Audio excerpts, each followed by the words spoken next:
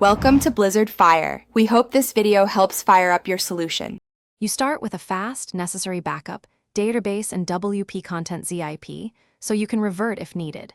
Once done, make sure you use a child theme or a custom CSS plugin. This prevents theme updates from undoing your changes. Now, open Appearance right arrow theme file editor or connect via FTP and navigate to header. PHP. You will edit the template that outputs the header and footer. Do not delete files.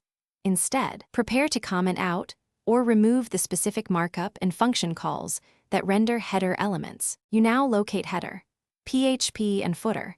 PHP inside the child theme. If only parent exists, copy files into child first.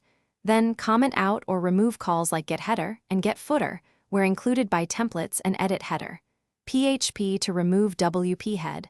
Only if you know consequences. This affects scripts and plugins. Remove or comment header, nav and footer HTML blocks, while keeping structural placeholders if needed for CSS. Make small edits and save. Reload pages to verify progressive change. You finish by clearing all caches, Wordpress, CDN, and browser so you see live changes.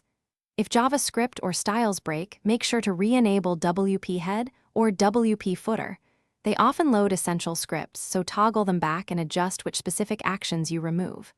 For a reversible approach, use CSS like header, footer display, none.